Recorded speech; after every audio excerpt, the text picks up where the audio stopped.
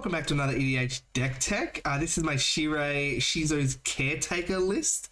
So this one was an interesting one. I was kind of delving, deeper into what Mono Black has to offer.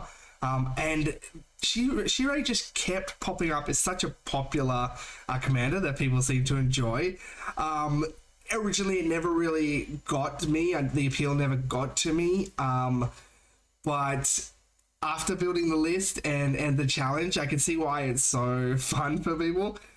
So with this one, I did try to build using $100 budget, so $100 US budget.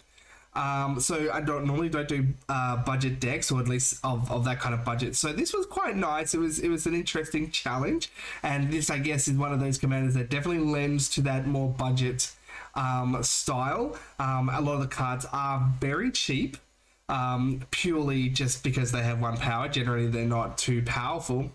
So it does mean that you can have some nice, expensive, spicier cards, which is kind of nice to kind of bump that budget. But you can even go less if you really wanted to. But I tried to keep it at $100 US. So with Shirei, it's very interesting in the way that it works. So it does look for one power. It does need to be on the battlefield at the time that the creature dies. And it also obviously needs to be there when it comes back. So it can be disrupted quite easily, which I found. But if you are in a pod that's, not very disruptive, it can really take away with the game.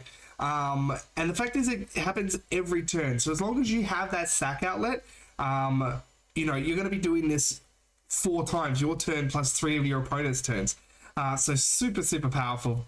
So I did try to focus on the sack outlets and what to sack, obviously.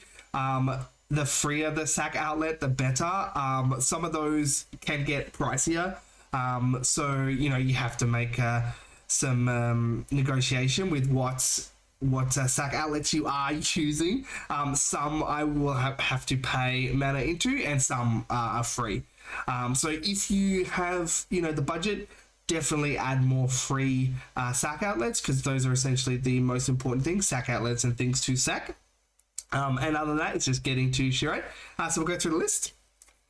So, okay, so first up, I've got things that I want to sacrifice. Some of these will also can sacrifice themselves, which is nice. So if I don't have a repeatable free sack outlet, at least I can get them out and into the graveyard, and then I can use my ones that cost mana on things that can't obviously get rid of themselves. So Blood Pep, nice, just adds that black mana, which will, obviously allow us to ramp up a little bit more. Do note that with this one, you don't want to sacrifice itself to get the black mana to get Shirai out, else it won't get the delayed trigger. So it is something that happens after the fact, but it's just nice to have it sacrifice itself, because we have a lot of sack payoffs as well. So even though it's just going to give us the 1 black mana, that 1 black mana is going to be used very efficiently, and then, and we're going to get triggers off that, which is nice. Serrated Scorpion, super cheap. Again, we're focusing on very, very cheap things. The mana value, average mana value of these cards is very low. But this is nice. It's just going to get all of our opponents for 2 damage, and we're just going to get a little life gain, so that's fine. But doing this, your turn plus 3 of your opponent's turns, ends up being a massive swing. Fume Spitter, I really like this one. It gives a -1 counter to other creatures. It sacks itself, which is nice. The important thing is a lot of our creatures have 1 toughness. So, sorry, if you have an opponent that, you want to get rid of that creature over multiple turns, then, you want to target that. But sometimes I have something that just has 1 toughness, and I'll just target myself just to get that payoff. So it's quite nice. Carrion Feeder sacks other creatures, so it's a free sack outlet, which is what we want. It also comes back. Do note that as soon as you put a counter on Carrion Feeder, it's not going to come back. So it's more as a free sack outlet. But you can. This is nice because it will just come back, and it's there if I need a free one. Gem Dust, new from Adventures of Forgotten Realms. Really, really nice. This one's really versatile. So again, it's the -1. So if I need to get rid of one of my 1 toughness creatures, great. or make a treasure. So that's really nice. Again, I'm going to repeat this a lot. You're going to do this on your turn and on 3 of your opponent's turns. That's 4 treasures you're going to get. So by the time it comes back to your turn, you've just got 4 mana. So this one has been a standout inclusion. Really love it. Okay, so some of the 2 mana ones. So Abyssal Gatekeeper, great for a sack outlet. So we're going to, this is going to die, so we're going to sack this, and then we're going to have to sack, everyone's going to have to sack a creature, and we're also going to have to sack another one. So you're going to get that 2 for 1. Well, you're going to get all the opponent's creatures, but you're going to lose 2 of your creatures, which is what you want to do, and it will also come back. Try to note that this will obviously die, then trigger, so you have to have a second creature. So if Shirai is your only other creature, you'll have to sack that, which is not good. Burglar Rat. So there's a few of these discard effects. Again, you'll do this 4 times. So really great. You're going to get 4 cards out of your opponents. Fantastic. Chattering Ogre, another one. So this one's great because it draws us a card. We want that in our sack effects. We don't have a lot of kind of sorcery draw cards or like a Necropotence or something like that. So having these draw effects on some of our creatures and on some of our sack abilities is really great. So nice one. Dust Legions, another nice one. Same thing, draw a card. Elder Fang Disciple. Discard all our opponent's cards. Great. You're going to rip people's hands. Tattered Mummy. So your opponent's going to lose life. So really the way that this deck's going to win is that it's going to just start pinging people's lives down. So this is another one that's really great. Again, this is going to be 8 life by the time it comes around. Yarek's Fenlurker, nice one. So this one's great with the discard because it's actually going to exile those cards, so your opponent's not going to have it. So quite nice. Do note it has a pump effect, but if you pump it, it will no longer apply to the reanimation clause, so keep that in mind. It's not really there to be pumped. Big Game Hunter, so a bit of removal. We have a lot of removal on our creatures, and just so because we're going to get them back. So again, you're going to do this 4 times your turn and 3 of your opponent's turns. So anything with 4 power is just not going to stay around. Bone Shredder, same thing. Non-artifact, non-black creatures. So do keep that in mind. There's a lot of 3 color creatures out there that might contain black, so just keep that in mind. It has an echo cost, so it can sacrifice itself, which is nice. So you probably want to play this after Shirei, but essentially with a free sack outlay done there. Cadaver Imp, so you want a bit of reanimation that comes with Shirei, just because you're not always going to have it out on the battlefield, but it's also nice to get some of those ones that are not 1 power, to get them back, because they will also be targeted. And we still have quite a few that are not 1 power.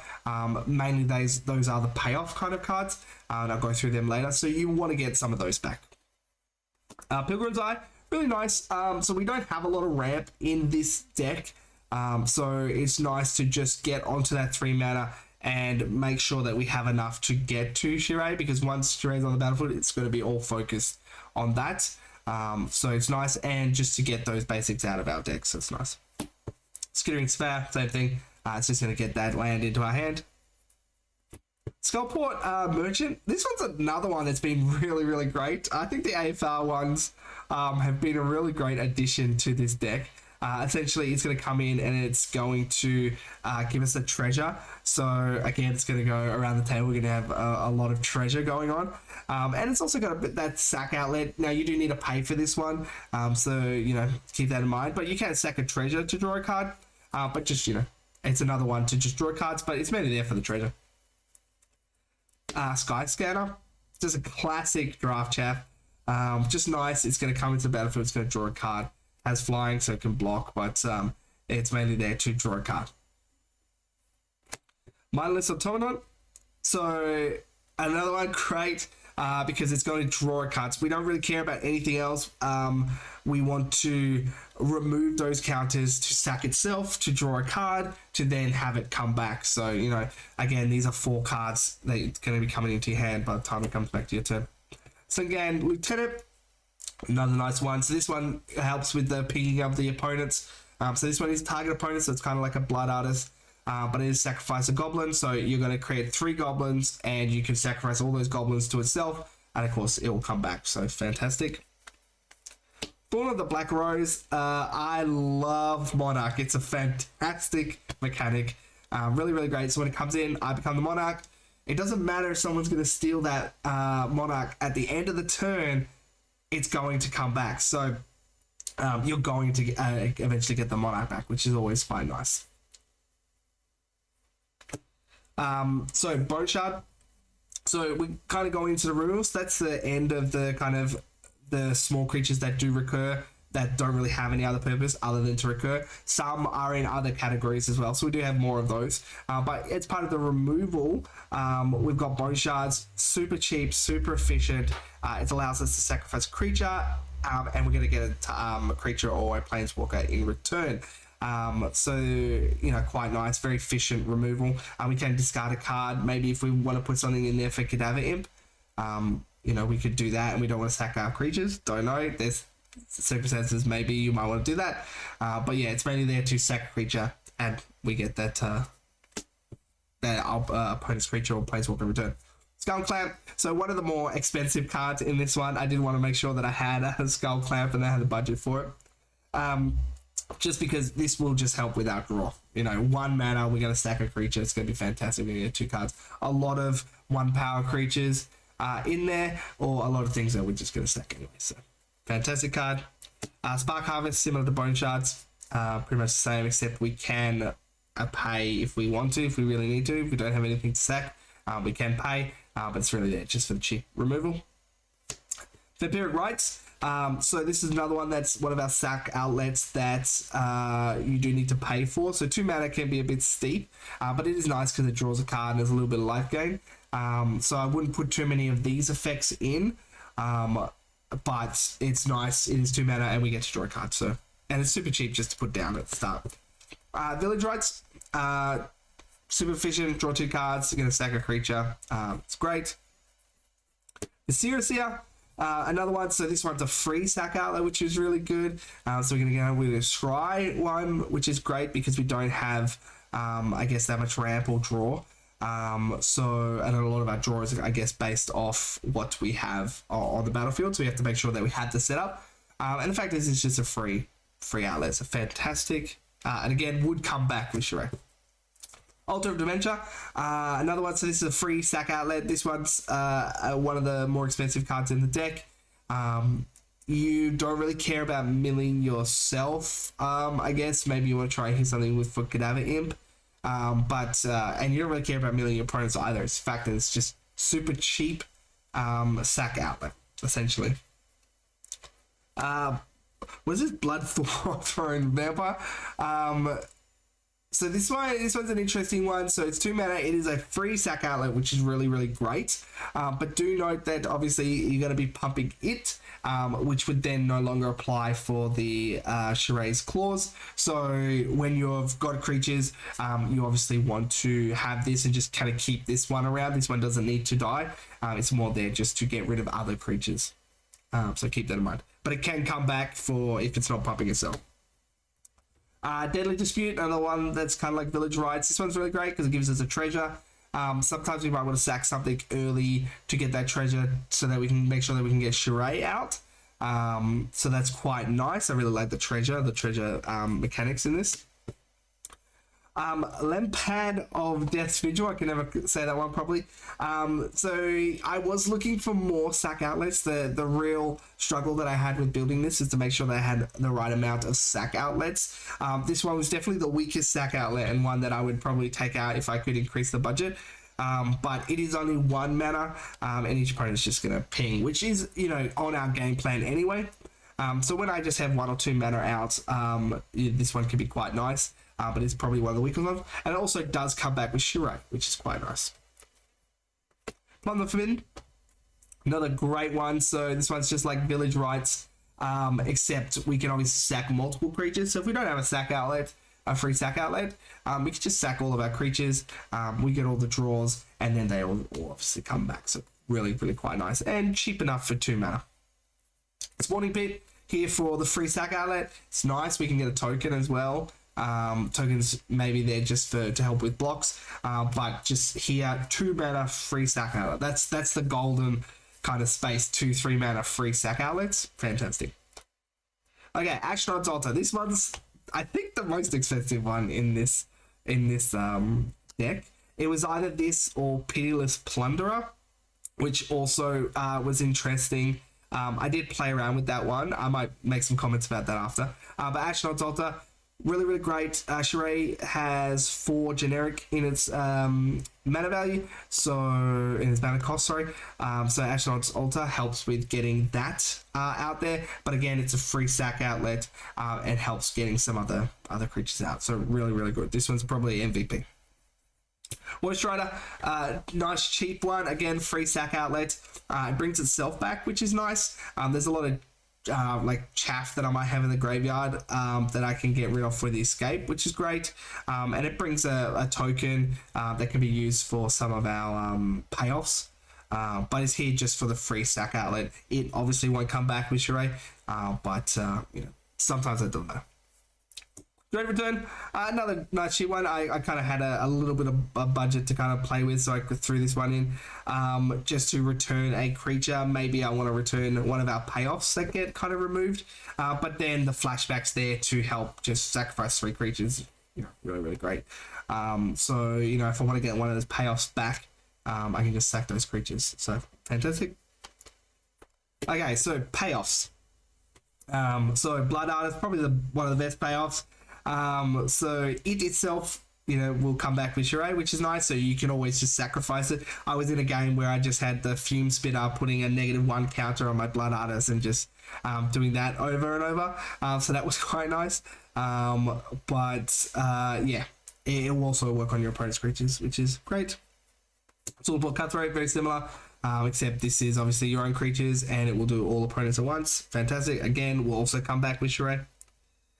Bastion of Remembrance. So we just want an abundance of this effect because this is essentially how we're going to win. We want one of these effects on the board.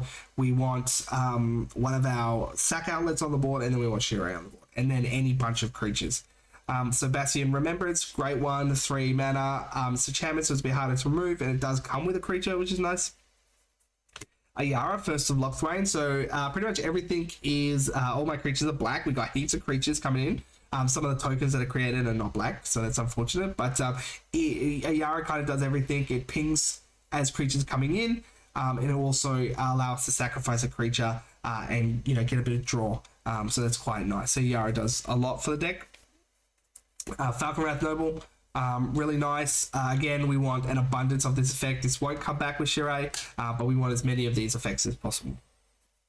And then probably, as you might have guessed, Vindictive Vampire, same thing. We just want these effects.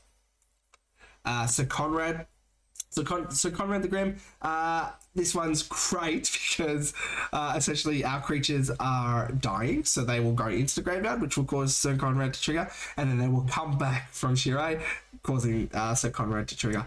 So you're actually going to get multiple triggers off this one, which is really, really nice. The mill is whatever, but the fact is you're getting double triggers. So Sir Conrad, another great one. Blightmound was an interesting one. I had to test this one, and I was really happy with it. You could easily just swap it out for another, you know, 1 power creature. That'd be fine. But the fact is, I wanted more payoffs. I felt like I had enough 1 mana, 1 power creatures, so I wanted more payoffs. And the pests were really nice. But the fact is that I'm sacrificing multiple of my creatures. So in one game, I was sacrificing 2 creatures my turn. So I got 2 pests on my turn, then 2 pests on each of my opponent's turn. So by the time it came back to me, I had 8 pests that were 2/1 menace pests, and each of them gaining life. So it was actually really, really nice. So I really liked this when I had it. So I tried to make sure this one is, I think, maybe $1 or $2. So it is a bit more on the expensive side. So if you're cutting down the budget, you might want to cut this one down. But the fact is, you're just going to get heaps of pests, which is nice. Okay, Desecrated Tomb, interesting one. So 3 mana.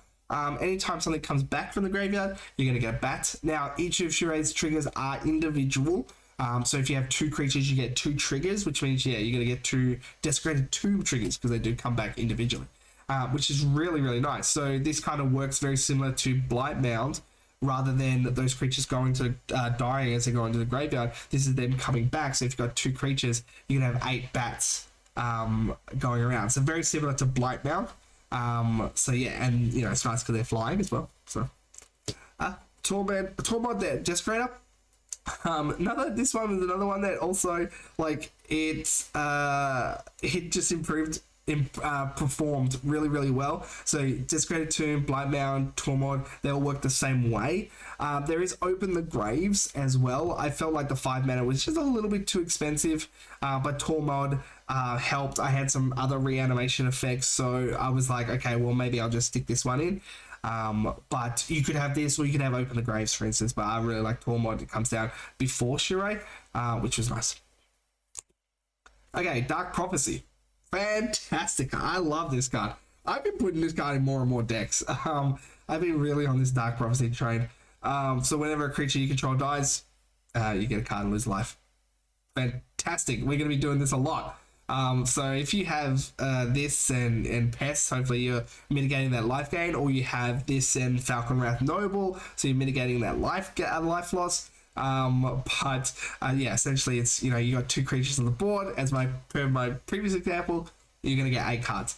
Fantastic. Like, you've got so many cards in this deck. It's great. Grim Horror Specs. Same thing. So this is non-tokens. So obviously your pests and things won't work. But you know, most of your other creatures, again, on our plan. Fantastic. Midnight Reaper, same thing. Drawing so many cards off setting up our board. Smothering Abomination, whenever you sack a creature, you're going to draw a card. Great. It has a little bit of sack outlet itself. This one's sometimes a bit awkward because if you play it on 4, you're not going to get the whatever you sacrifice for the next turn for Shirei. So keep that in mind. So I generally like to play this after. But the fact is, every time I sacrifice, I'm going to draw a creature. Great. Harvester of Souls. Another one. This one you could probably cut. It's I think it's the most expensive card in the deck in terms of mana value. But this also works for all your opponent's creatures as well. So if they die, you're going to draw a card. So you're just going to draw heaps and heaps of cards. So yeah, really nice. I think I drew 14 was the most I drew off this one, which was nice. But it is 6 mana value, so you know, keep that in mind. Butcher Malik here.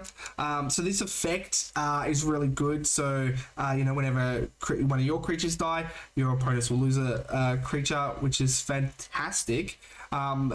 This one is relatively on the more budget side. Obviously, there is Dictate of Erebos and Grave Pact that will do this, but they're much too expensive for this budget. But if you were upgrading, you'd probably put those in. But essentially with this, it usually means that your opponents can't keep any creatures, which is great. Okay, so some protection for Shirai. So this deck is really focused on your commander. If you lose it, it will really set you back. So you do need to make sure that you play it at the right time. And that you have adequate protection for it, because if your opponents are cluey enough, a little interaction and your deck will kind of turn off because you are essentially playing 1/1s for 1, so you know, not particularly impactful. So you do want some protection. The interesting thing about Shirei is it needs to be on the battlefield. If it dies and you bring it back, it is considered a new object and therefore the trigger will not work. It needs to be the same Shirei. So things like Malekith's Rebirth, Malekith Maya, and whatever the flip side of it is, I can never remember. You know, that if a creature dies, it just comes back. Those things are not particularly great in this style of deck. The only thing that really works well is regeneration, because regeneration essentially just means it taps and it won't die. So, and it's the same object, so it keeps the Shirei trigger around, no problems. So you do want kind of regeneration. Obviously, regeneration's not the be-all end-all of protection. but it is better than nothing. The great thing about Dark Privilege is that it also has a sack outlet. So you have a sack outlet and you just regenerate. So really, really nice. We don't care about pumping our Shirei because essentially it can't come back to itself, so whatever. But it's there, it's a sack outlet and provides regeneration. Soul channeling, same thing. This one's just paying our life. We have plenty of kind of life gained in this deck. So, you know, just keeping the regenerated creature around. Lightning Greaves, you know, typical protection. Shroud, we don't target Shirei really. So Shroud's great. Haste, who cares? But the fact is we can put this down before Shirei comes out and we protect it. And then Swiftful Boots, you know, they're a duo. Okay, so a bit of just generic removal. Play a lot of swamps, so Defile, super cheap. So great, gets around Indestructible. Feed the Swarm, gets around those enchantments. Maybe someone, I'm not too sure what kind of enchantment they might have. Maybe they can't be targeted because they have hexproof, so you can't target them with Blood Artist or something like that. It might be nice to get those enchantments out. Treasure Slip, we have creatures dying all the time. -13 pretty much gets rid of almost everything. Living Death, just in case it has, you know, we can't kind of do our Shirei loop. We have Living Death just to kind of help with getting those creatures back out onto the board. And yeah, get that mass reanimation starting. Phyrexian Reclamation. So another one, just a little bit of reanimation just in case things go wrong. And we can just bring some of those creatures back, some of those payoffs back, which is nice. And then, so for some ramp, I just have Sol Ring. So Sol Ring is the only ramp. So ramp was an interesting one. So we have a really, really low average mana value. So that's quite nice. And the interesting thing is that Shirei is 5 mana. It requires so much setup because I have to have creatures, multiple creatures I want to sacrifice. I have to have a sacrifice outlet and Shirai. So ramping into, you know, 5, 6, 7 mana doesn't really do much. I really want to have my board set up then for my turn where Shirei comes out. So ramp I found not to be particularly powerful, just because I didn't have the board, and then I'm kind of drawing ramp late in the game where actually I want a sack outlet or something like that. So it's one of the few decks that I've like, well, I don't really need ramp, but Sol Ring is really good, obviously, so that's in there. Then Bonni's Monument, there's a lot of generic cost in this, so that's nice. It kind of reduces that heaps of creatures, and it also provides the pinging effect, which is on our game plan. And then as an alternative, Grey Merchant of Asphodel. Devotion isn't too high in this deck, unless you have maybe like a Yara and Dark Prophecy out. Oh, that was a fun game. You know, then your Devotion will be high, but normally it's things have maybe 1 or maybe two black pips in it, so keep that in mind. But it's nice there as an alternative. Okay, some lands. You know, it's quite a budget land, so Baron Moor, just for late game cycling if we need, else it can just go as a swamp. Pachuca Bog goes in great decks. Just get rid of people's graveyards. Cabal Stronghold, we play a lot of swamps, so having this in there just to help with a little bit of that ramp is quite nice later in the game. High Market, just as a sack outlet. I think this is one of the few ones that doesn't produce black. Just as a sack outlet, it's a little bit of life gain, but you know, if I need that sack outlet, it's there. Witch's Cottage, again, a little bit of reanimation just to get something that I've lost that I couldn't get back with Shirai. Great. And then I think 29 swamps. So really, really nice. So very, you know, budget mana base, which is great. You know, that's what you kind of want when you're making a budget deck. It did come out just under $100 US. So very happy with that. It's a lot of fun. If your opponents are cluey in what you're doing, a little bit of interaction will definitely impact this deck a lot. So make sure you have that protection on board. But if your opponents are not interacting and they're kind of just letting the draft chaff kind of sit there, then it can be a lot of fun and very annoying for your opponents. So I can really see the appeal with this deck. It's been a lot of fun to play with and a lot of fun to build with as well. So yeah, thanks for watching. I'll see you in the next video.